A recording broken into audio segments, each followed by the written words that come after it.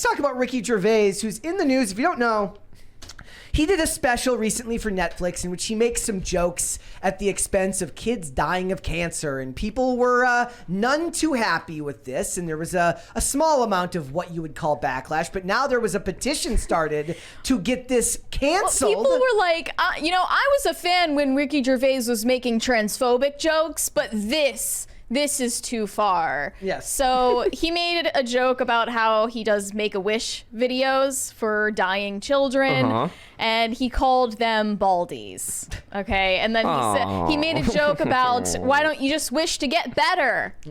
And people got very offended, including the parents of some terminally ill children, which is understandable, yet you don't get to decide what Ricky Gervais jokes about in his specials. I'm sorry. Yep. So he has made a response to them, finally. He tweeted, "In this show, I talk about sex, death, pedophilia, race, religion, disability, free speech, global warming, the Holocaust, and Elton John. If you don't approve of jokes about any of these things, then please don't watch. You won't enjoy it, and you'll get upset." So that's his selling point. Well, I gotta say, I kind of agree with him on that. Like, I mean, joking about terminally ill children is dark, but like, obviously, when it comes to entertainment, I think we've kind of lost the plot on complaining about it. Like, if you don't like something, nobody is forcing you to watch it. Yep. And except for, we may force Mary to watch the Star Wars Christmas special, but then I can complain. Exactly, she's allowed to complain. But like, nobody's forcing you to watch Ricky Gervais. I don't like Ricky Gervais's opinions on religion, so I don't listen to him talk about religion. Like, it's that simple. I put the bloody Bible in the bloody fiction section at me local Barnes and Noble. Exactly. And nobody really takes into account that you have the ability to just turn this off. But that's because people are authoritarian by nature. Mm-hmm. They don't want to just not enjoy it. They want you to not enjoy it too. They want to take it away from you and then they're going to file it under the label of dangerous. Exactly. It's dangerous. I keep getting like accidentally, I think Instagram is doing this to me on purpose, but like I keep scrolling and like accidentally hitting like threads, which they try to advertise threads on there, and it'll open a thread. And I watched one the other day of this, who was it? Like Chad Lowe. He's like a Hollywood director. I don't know how Instagram has like fine-tuned the algorithm so much that they send me like this weird television director that I know. He's related to Rob Lowe, but he's a television guy. He's like, I can no longer be on X after they allowed Alex Jones back on there. I can't in good conscience be on the same platform as someone that dangerous. And I just like, dangerous? Literally just drooled on you. I saw that. That was gross. That was nasty. Dude? Like, are you ridiculous? Like, it's insane. But the amount of people in that echo chamber who are like, yes, absolutely, dangerous. We've really lost.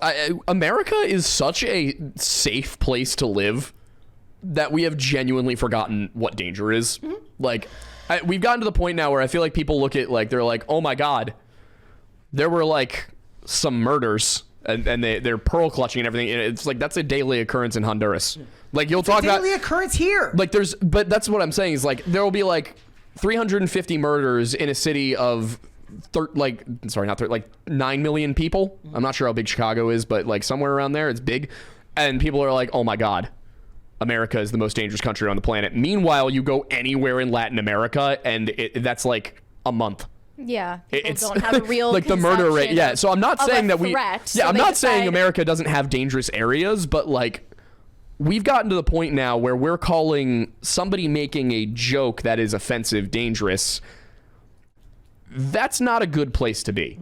Like, we need to remind ourselves, like, yes, if you are scared walking down the street for legitimate reasons, yeah, that's dangerous. Somebody, you sat down, you chose to watch a comedy special, you chose to continue watching when he made jokes you didn't like.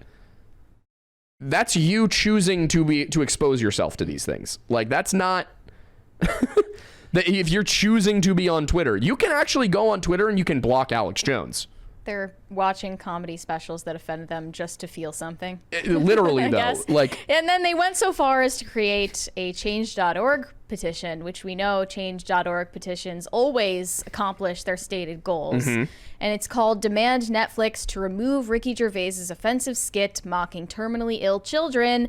It's gotten 12.6 thousand signatures so far with a goal of 15,000. It says 1,000 have already signed just today. They're saying, I'm writing this petition as a parent whose child bravely battled cancer. The recent skit by Ricky Gervais on Netflix, which he refers to terminally ill children as baldy, is not just disrespectful, but also deeply hurtful. It mocks the courage and resilience of young fighters who face their illness with grace and beauty despite their baldness. Did you have to word it like that?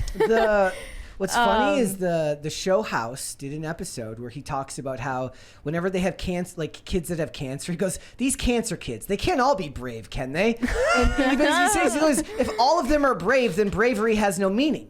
And he, in the whole episode, actually has this really interesting arc where he's treating this terminally ill cancer patient. She's 9 years old, played by the girl who played one of the girls from Pretty Little Liars, though the one who plays Allison, who's the one who's not present. I never watched Pretty Little Liars. So the actress is like 9 years old and she's got cancer, and basically the whole show is them talking about how brave she is. But anytime they go to talk about what's wrong with her, they go to the mom, and eventually he basically defying the orders of like the other doctors, he goes to her and says like, look, we're going to do this life-threatening procedure tomorrow that at most is going to give you a year extra to live.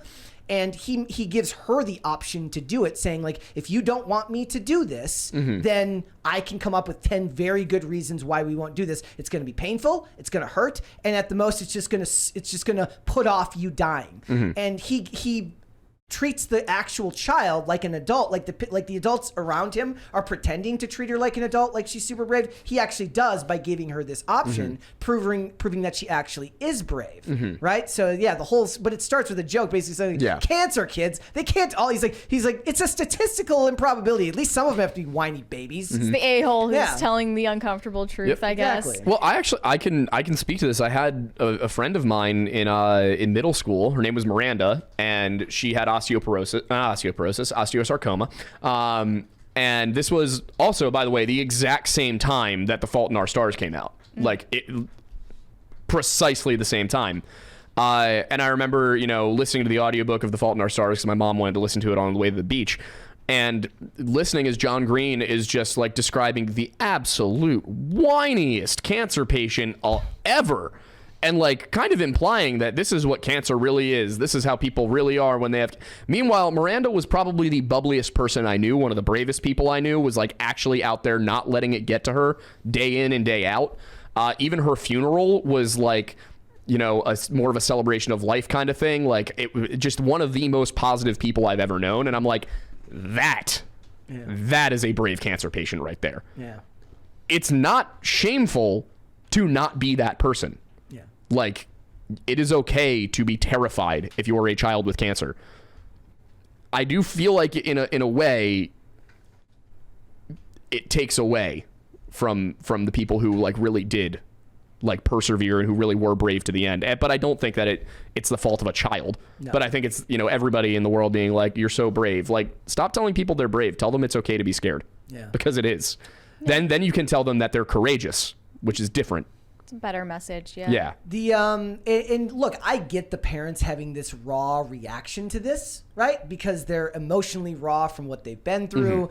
And the sad fact is most people aren't thinking about the larger context of social issues when they have these complaints. Well, I think they are, because word for word, this petition says, we believe that comedy should never come at the expense of someone else's pain or suffering. So we should just never joke about any subject matter that has personal significance to anyone. That sucks, because I make fun of myself all the time. Impossible. Like, if I'm not allowed to make fun of myself, then what's it all for? I can't make jokes at the expense of my own suffering then? Yeah. Also, like, that's how people cope. Yeah. As you said, it's people cope with humor. Yeah. Yeah. So Unfortunately for these people, their petition is not going to work. Well, like, and that's the other thing. What I would like to see, like, I would like somebody who's, because I'm a dummy, right? But there's very smart people in the world, and I would like the people who can keep a level head. Whenever somebody shows us a survey like this, or like a petition like this, 12,000 people, like, I want somebody to go down into the statistics, break down the minutes watched, how many people watched it, and then look at the millions of people that tuned into this special and say, like, this is your number. This is the number of people who actually watched it, who had nothing negative to say about it, and start showing it to these companies so that they can actually have some type of actual graph in front of them that depicts just how little these complaints actually matter. Obviously, Netflix is not going to take down Ricky Gervais' special, and as much as they pretend to have company values or corporate ethics, they don't really. They're putting Ricky Gervais' special up because he makes them money. Yep. They don't hate kids with terminal cancer. They just love money. They just love Ricky Gervais's ability to generate revenue for them. That's literally it. Yep. So they're just aghast that this was greenlit, I guess. It's just such weird behavior. Like, when the more I think about it, it's like looking at the situation here. It's entertainment. I don't like no, actually I do like rom-coms. I don't like soap operas, so I don't watch them. Yeah.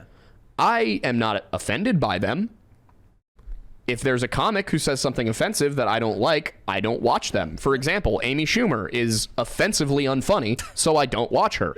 Like, I don't know when or how we got to this point of everybody must be satisfied with everything all the time. It happened when we became interconnected all the time with the phone.